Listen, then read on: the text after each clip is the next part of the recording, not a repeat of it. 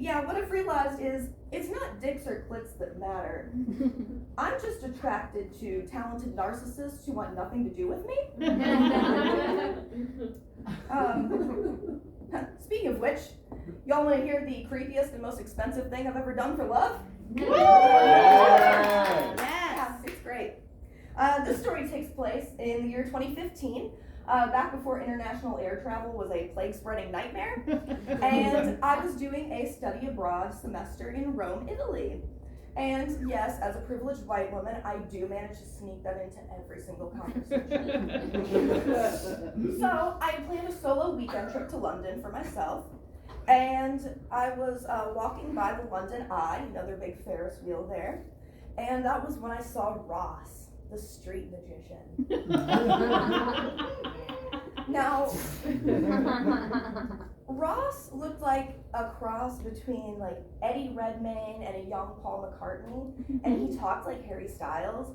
He was really the total British package. And I asked him out for a drink, and he said yes. And then we talked about emo music and art. And then as we were saying goodnight, I went to give him a little kiss on the cheek, and I missed, and I accidentally hit his ear. It was so embarrassing. But I leave London and go back to Rome, and he comes back, or he's messaging me, and he says, would you like to come back to London and stay with me once my ex moves out?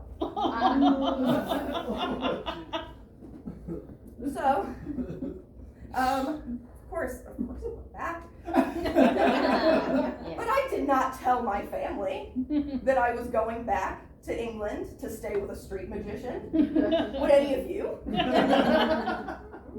So I go back, and not to be too on the nose, but we had just the most magical time. He took me on a date to the top of the Shard building, which is really impressive for someone whose bank account is a hat. And everywhere we'd go in London, all the buskers were like, "Hey Ross, how's it going, Ross?" And I felt like I was on the arm of a celebrity. I was absolutely spellbound. So by the last night that I was there, we hadn't gotten physical yet. So I kind of like try to initiate something, and he says, "Look, you're really great, but I just don't want to have sex in the same bed that my ex and I shared for so long." And I just said, "Okay, dude, what am I doing in England then?" So I go back to Rome, and then he does that thing where you don't fully ghost someone, but you just kind of text them every few days because you're busy. And then one day, his profile picture disappeared from his WhatsApp, which means he blocked me. Then he blocked me on Facebook and Instagram and freaking Spotify. But this disappearing act, I interpreted as him playing hard to get because I'm crazy.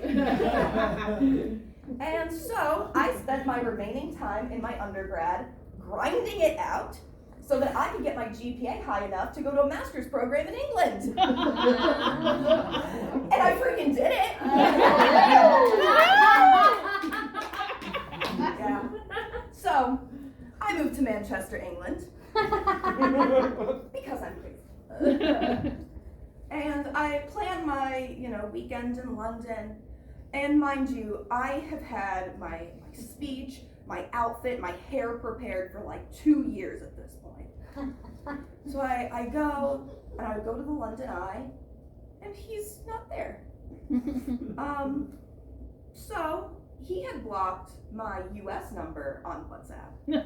He did not block my new UK number. And I was saving that. So I text him and I say, "Hey Ross, it's Sunny, that American girl whose heart you broke 2 years ago. I live in England now and I'm in London for the weekend. Do you want to hang out?" 10 minutes later, his WhatsApp picture disappeared. But I think that there's something to be said about the fact that my obsession with this guy led to me getting a master's degree. Because girls do a lot stupider things for guys. Things like uncomfortable sexual favors, or almost joining the Air Force, or taking comedy classes, just as really random examples.